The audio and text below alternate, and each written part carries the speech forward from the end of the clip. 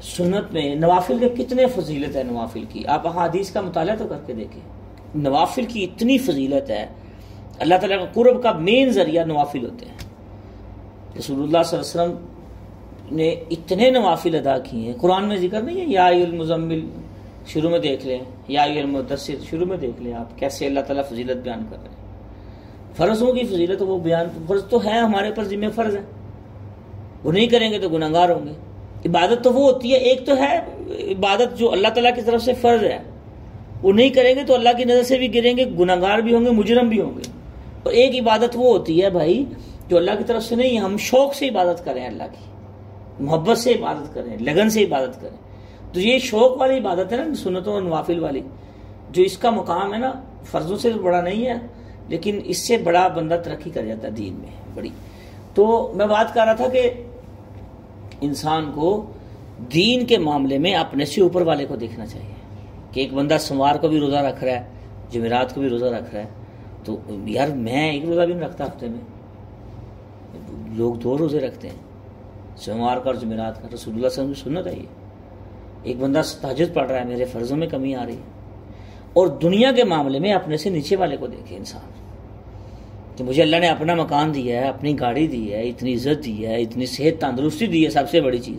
बहुत से लोग हॉस्पिटलों में पड़े हैं बेचारे, सांस लेने से मजबूर हैं, वो आप किराए के मकानों में बैठे हैं, उनको किराए की फ़िक्र लगी है बेचारों को। बहुत से लोगों को नौकरी की फ़िक्र लगी है, बहुत से ऐसे जब देखेंगे फिर शुक्र पैदा होगा। इबादत में और दुनिया में जब ऐसे करेंगे तो अल्लाह के करीब होते जाएंगे, ज़िंदगी बदलती जाएगी। तो मौजूदा पे शुक्र करना चाहिए। इन्होंने बेचारे तो अब नहीं कहेंगे, इनकी फिर इन्होंने कितनी नाफरमानी की। अब तक दुनिया में फसाद बनी इसराइल की वजह से मचा हुआ है। इनके 2 ग्रोह हो गए थे, आगे मैं उसकी तफसील थोड़ी सी बयान करता हूँ।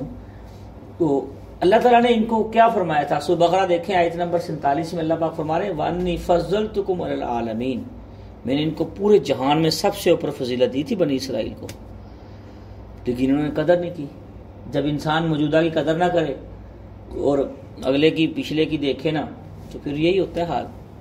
तो हमें ऐसे करना नहीं चाहिए। वैसे जिन कामों में हम पड़े हुए हैं तो उसका मुआखजा करना चाहिए, मुआजना करना चाहिए, देखना चाहिए, अल्लाह से मांगना चाहिए, उस पर अपना मुहासबा करना चाहिए कि मैं सुबह से शाम तक क्या करता हूँ, मेरी कितनी ज़िंदगी अल्लाह की इताअत में गुजरी है, कितनी ज़िंदगी रसूलुल्लाह सल्लल्लाहु अलैहि वसल्लम की फरमाबरदारी में गुजरी है, कितनी ज़िंदगी मेरी अल्लाह के। ये मतलब है इन सारी आयात का। खाली बनी इसराइल का किस्सा सुना के मैं आगे गुजर जाऊँ, मतलब फिर फ़ायदा हासिल नहीं होगा। जिसका हम फ़ायदा हासिल लेना चाहते हैं तो उसका मकसद तो हासिल हो ना, दर्श का फ़ायदा तो पता तो चले इसका मतलब क्या है। बनी इसराइल तो गुजर के कर दिया, अब हमें क्या करना है इससे सुन के? अब हम के दर्श की हद तक गुजार के आगे चले जाए? नहीं भाई, हमें अपनी ज़िंदगी में क्या करना है। तो शहर में उतर जाओ, जहाँ ये काम है, सहूलतें हैं, उतर गए सारे। तो फिर इसका बदला क्या हुआ? जब इंसान अपनी ख्वाहिश परस्ती में पड़ जाता है ना, अल्लाह के दिए हुए पे नहीं चलता, तो फिर उसके जिल्लत और मस्कनत इनके ऊपर आ गई, मोहताजगी, एक दूसरे के माल को हड़प करना, एक दूसरे को देखना, और वबाउ बिग़ज़ब मिनल्लाह, अल्लाह के गज़ब में, गुस्से में घेर दिए गए, अल्लाह की मर्ज़ी के खिलाफ चल रहा है इंसान। जब भी इंसान अल्लाह ताला की मर्ज़ी के खिलाफ चलता है तो इंसान पे सबसे बड़ी चीज़ की ज़िंदगी तंग कर दी जाती है। उससे बड़ी चीज़ अल्लाह ताला वो इतना रहीम और करीम है, हमसे हमारी आंखें नहीं छीनेगा। हाँ, हमसे हमारा दिल और दिमाग नहीं छीनेगा। कभी देखा किसी काफिर ने कोई बड़ी से बड़ी नाफरमानी की, उसकी आंखें छीन ली अल्लाह ने? नहीं। जब अल्लाह ताला किसी से नाराज होते हैं ना, तो उससे उसकी आंखें नहीं छीनते, तो उसके दिल दिमाग नहीं छीनते, उससे सजदे की तौफीक छीन लेते हैं।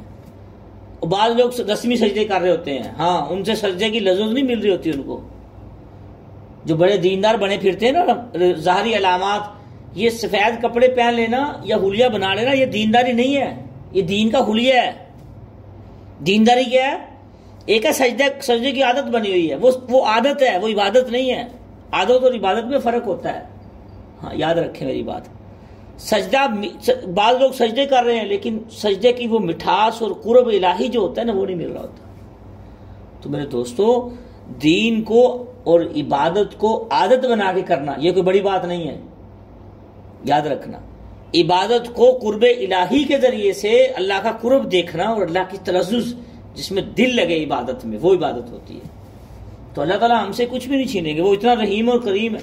सजदे की तौफीक छीन लेते हैं। सजदा भी वो सजदा जिसमें तलज़्ज़ुज़ होता है, जिसमें राहत मिलती है, जिसमें दिल का सुकून मिलता है, जिसमें एक सजदा करके अगले सजदे की तौफीक मिलती है और एक सजदा करके दूसरे सजदे की इंतज़ार करता है, ना कि बोझ समझे यार अभी नमाज पढ़ी थी, थोड़ी देर बाद फिर नमाज का टाइम हो गया, ये क्या हुआ।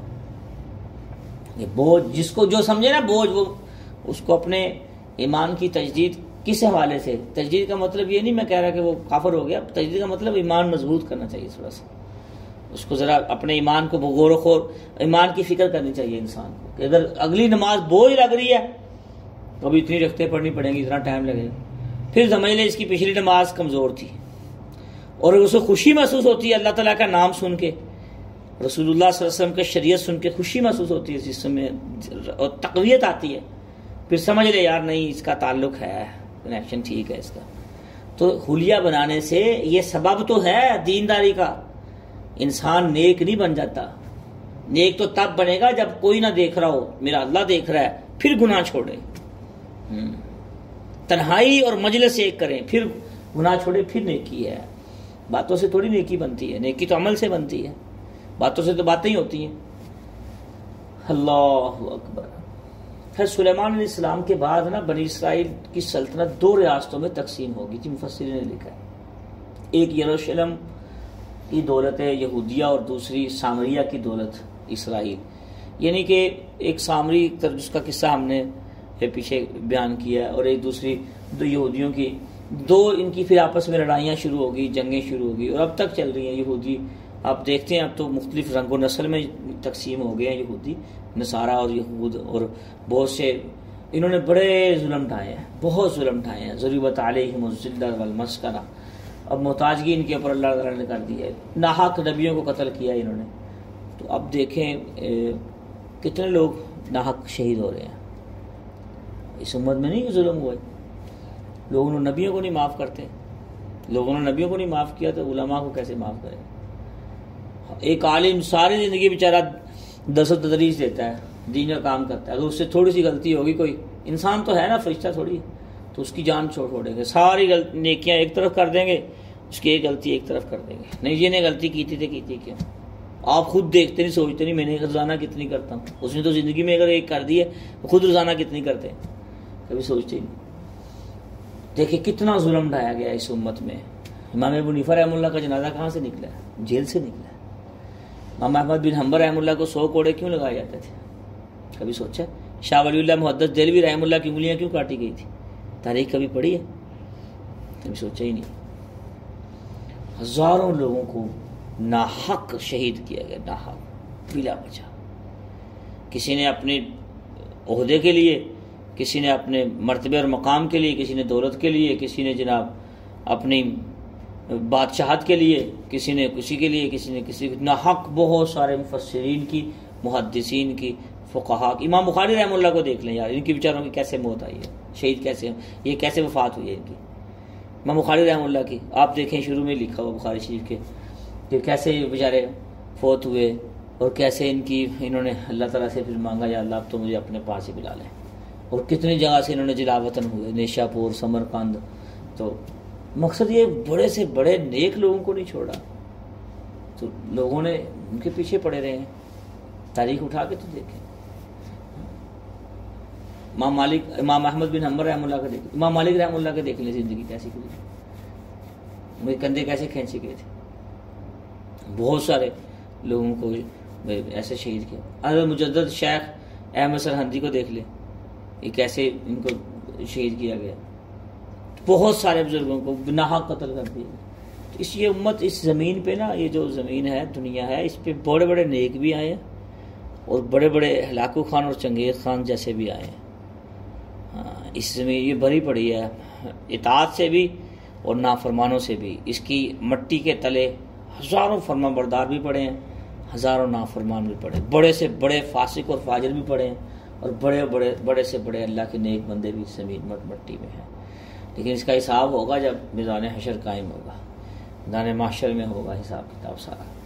फिर अल्लाह पाक, और लेकिन याद रखें मौत के फ़ौरन बाद हिसाब किताब शुरू हो जाता है, जज़ा और सज़ा का मामला शुरू हो जाता है। वहाँ तो वो मीज़ान माशर लगेगा ना, तो इस मौत के फ़ौरन बाद जो है इंसान की नेकियों का बदला उसको मिलना शुरू हो जाता है, और सज़ा का बदला उसको मिलना शुरू हो जाता है बदियों को। इसलिए इंसान को इसमें तौबा करने में ताख़ीर नहीं करनी चाहिए भाई। हाँ, गुनाह हो गया तो इंसान है, तौबा करने में ताख़ीर न करे, आज नहीं कल माफ़ी मांग लूँगा, नहीं, फौरी तौबा करे, पूरी तौबा। ज़ालिका बिमा असौ व कानू यातदून। ये क्यों हुआ सारा कुछ? जब इंसान हद से तजावुज़ कर जाता है, नाफरमानियाँ करता है, गुनाह को गुनाह नहीं समझता, तो उसके बदले में ये सारे काम होते हैं। अल्लाह ताला हम सबको नेकी के काम करने की तौफीक अता फरमाए और बुराई के कामों से बचने की तौफीक अता फरमाए, और अपनी ज़िंदगी का मुआजना करके उस ज़िंदगी को नाप तोल के हमें अपनी ज़िंदगी गुजारने की तौफीक अता फरमाए।